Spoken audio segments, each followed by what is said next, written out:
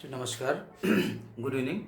अगला आपका जो टॉपिक संक्षारण कभी कभी आ जाता है लघुत्तरी में। संक्षारण की संक्षारण क्या है? तो सबसे पहले देखिए, संक्षारण जो है धातुओं का उनकी सतह पर धातुओं का उनकी सतह पर वायु एवं आर्द्रता के प्रभाव द्वारा नष्ट होना संक्षारण कहलाता है।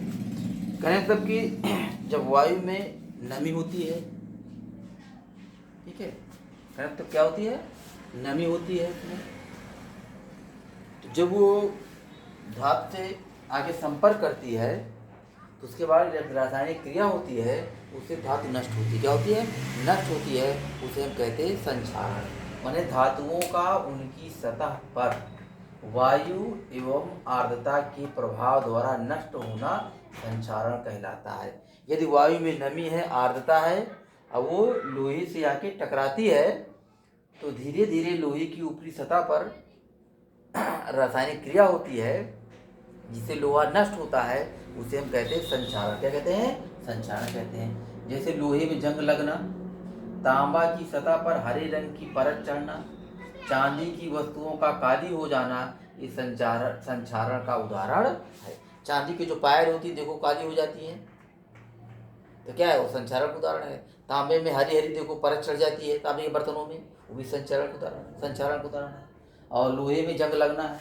अब देखिए, लोहे में जंग लगने के लिए वायु में नमी होनी चाहिए प्लस ऑक्सीजन दोनों का होना आवश्यक है। लोहे में जंग लगना क्या है? एक रासायनिक परिवर्तन है। क्या है? एक रासायनिक परिवर्तन का उदाहरण है। जंग लगने से लोहे का भार क्या है? बढ़ जाता है। क्या है? लोहे का भार बढ़ जाता है। ठीक है। जंग रहित लोहा बनाने के लिए क्रोमियम धातु को मिलाया जाता है। किसको?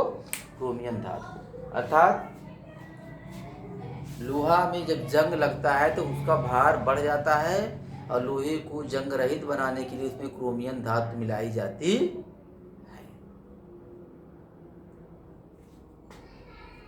देख लो आप, माने धातु जब वायु से संपर्क करती है, वायु में नमी होती है, आर्द्रता होती है, तो फिर वो उसकी सतह पर क्रिया करती है और वो नष्ट होने लगती है। उसे हम कहते हैं संक्षारण। क्या कहते हैं?